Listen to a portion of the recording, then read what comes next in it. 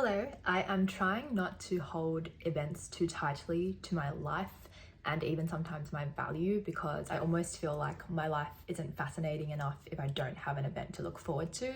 And recently I've really been focused on filming videos for my events. So in order to help myself get out of this mindset, which can get pretty toxic and has led to me wanting to always be in control or really seeing my whole year and life around what events I have coming up, I am going to do a dopamine detox tomorrow. So it will be a non-event related video for once, and I hope that it will help me in many ways, not just with detoxing my dopamine, but also with helping myself see that there are other parts of my life that are worth something, including filming. So I have taken this challenge from a video I saw on YouTube. It is one of the very few YouTube ideas that I have at the moment that aren't to do with events. And I am filming this today just to keep myself accountable so that tomorrow I wake up and remember, okay, today is the day that I detox my dopamine. So that basically means no socials. I will be working from home and it will be really hard for me to concentrate without YouTube or picking up my phone. So I don't know how it's gonna go. I honestly feel like my brain is in pain thinking about that already without any music or vlogs to look at in the background. So that's going to be quite painful. And then afterwards, I'm heading out to celebrate Bill's birthday. We're just heading out for dinner. And then as a surprise, we're heading back to his family home where cake should be ready for him. So hopefully I don't have too hard of a time, particularly when I'm working from home. I honestly just feel like I'm going to go bored out of my mind without social media. See what my brain gets up to. We'll see how my attention span just starts bouncing around everywhere and doesn't have anything to really go to. But I hope that the detox will work. I hope that I feel refreshed. Let's just see what it does to my brain.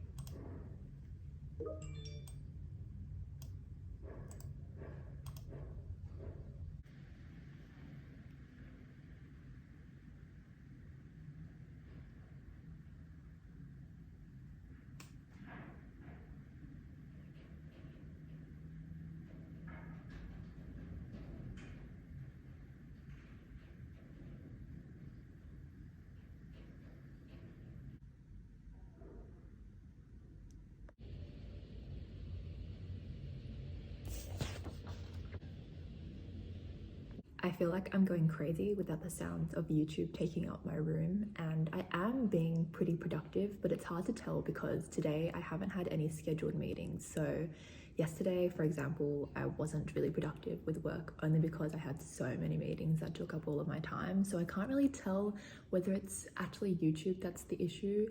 Obviously, I think that I'm still doing better than if I have YouTube, but it's just really hard to tell. And the silence is so loud. I honestly think I didn't really anticipate being this bored by this time because it's not even 1 p.m. yet and I am going crazy. I actually just finished up the book I've been reading for maybe a fortnight now. It was one of my mum's old ones. It wasn't really that interesting. It was really hard to follow. It was about a crime mystery, and I slowed down my reading at the end to find out what actually happened, and I feel like so much of the book was unnecessary. I really just skimmed through all of it, and the big reveal wasn't even that big. I don't really know how to feel about the book. Maybe back in the early 2000s it was very well loved, so spent the time that I usually would have on YouTube or my phone reading. And I've chosen my next book, which is continuing the Lion Handbook of the Bible, which is very thick. It's actually an encyclopedia, but I want to read it because otherwise, really, when would you? I know that a lot of scholars might use it to reference, but I'm obviously not a scholar of the Bible, so I just want to read through it and learn more. There's just so many facts that keep coming at you, but it is really interesting.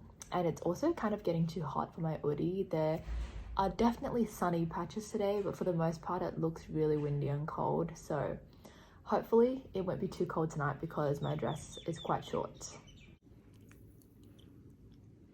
I've just gone on YouTube to go on my saved playlist for different makeup videos, so I haven't actually looked on my YouTube homepage or anything. Definitely nothing that made me feel like I had dopamine, but this is the look so far. I say so far because when I'm not satisfied with copying a tutorial, I do keep going with some photos that I've saved. So I will go over the top of this because the base was so simple.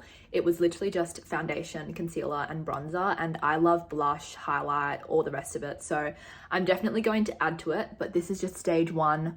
It was actually meant to be a YouTuber copying a Megan Fox look. So very early 2000s, and I obviously look nothing like Megan Fox. Outfit reveal from Princess Polly. It's a dress I bought because it was on sale, and I just wanted to wear it tonight since I'm technically hosting, even though it's a two-person dinner. I'm the one taking him out. Because of my process with buying fancy outfits, that means that after I wear it tonight, I can now wear it as a guest to weddings and fancy parties. So I just thought it was a nice opportunity to wear it for the first time. Otherwise, knowing how much I like to stick to my systems, I probably would only wear it when I'm like 33. So I thought I may as well just wear it now. It's also a lot longer than I thought. It's actually not too on the short side. I thought it might be a really short dress. Also, don't mind my lovely blue socks.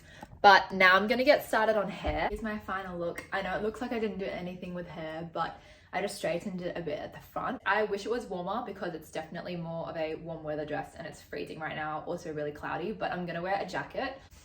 I'm going to wear this massive winter jacket because I just don't want to take my chances. I'd rather be warm than be freezing my ass off with a nicer jacket. So just gonna wear this. Also decided against contacts because it's just so casual. It's one-on-one. Often I wear contacts to actually just feel more confident about myself, and I don't really need that with Bill. I just look like I'm heading out for a nice winter meal now. Hi guys, I'm Steph's greatest sister ever.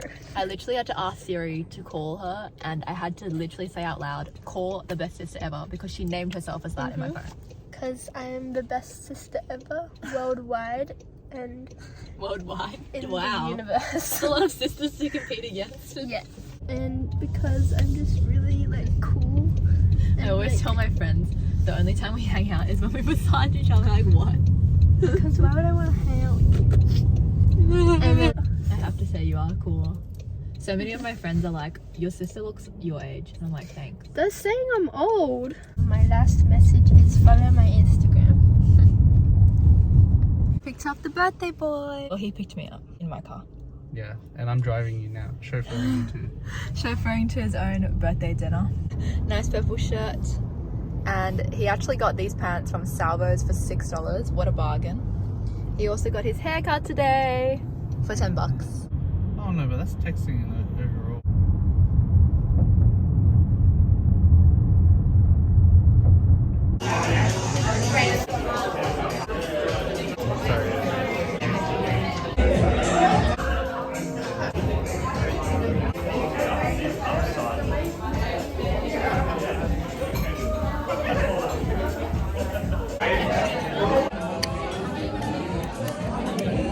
Whoa. Interesting. It's a chocolate creme brulee. We just finished his birthday dinner at Blackwood Bondi, and it exceeded my expectations. I heard from a friend it was good already, and it was on my bucket list for a long time, but I always thought it's just going to be one of those places that is in a more expensive area, and therefore it's just going to be one of those recommended trendier places to go to but might not be good. And it was actually really nice. My one complaint is just that between the second and third main there was about a 35-minute wait, which is a bit too long, but I understand they were probably short-staffed, and I know they were training a waitress, for example, so things might have taken a little bit longer, and there was also a really big group dining next to us, so I understand that sometimes things are slow. But in those circumstances, I personally, because I hold service to quite a high standard, I would have loved if they came to us earlier and said sorry about the wait. But when they were putting the dish down, that's when they apologized. So good enough, I guess. I just wish that they had acknowledged it before and maybe given an ETA. That's just how I am when anyone's late. But otherwise, it was so good. My favorite dish was definitely the salmon tartare. I keep saying tartare. I think it's tartar or something. I don't really know how to say it, but it was also Bill's favorite, so we agreed with that. And then secondly, the spatchcock was so nice because it used a burnt butter sauce mixed with oil, and it was beautiful. It was an amazing taste. Right now I'm actually in a car park because Bill wants to run into a Kmart because tomorrow is my birthday date. It's just belated because of his injury. So he has prepared a whole bunch of things. I have no idea what it is because it's all a surprise, and he really wants to just get something last minute. So I'm just sitting here chilling, and he's pretty much guessed that I'm going to take him to his family for cake after this, but obviously we are both pretending that we don't know. He was like, I know what you're doing. I understand, because I was thinking out loud about the logistics with driving and with the car, because his car is packed with gifts and surprises for tomorrow. So I was like, oh, maybe I do take my separate car. Maybe I do get my mum to pick me up, and just all of these little questions. I was trying to sort it out in my head. But anyway, I've decided we're going to get home because he does have a few things to get from my house. And then he's going to drive home. I'm just going to half pretend that we're saying bye for good. And then I'm actually just going to follow him and go there. But I might just tell him to meet me at the front gate just so we can walk into the surprise together. So that's the rest of the night. And in terms of my dopamine detox, I wouldn't say that I feel like I'm sharper or more clearer minded, but maybe I'm a bit more focused, maybe a little bit more present.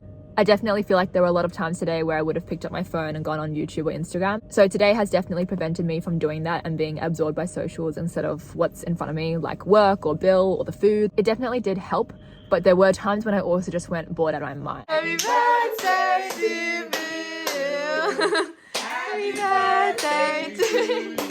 Hip hip. Hip hip. Hooray. Hip hip. Hooray. Thank you. Make a wish. Yeah. I am finally home.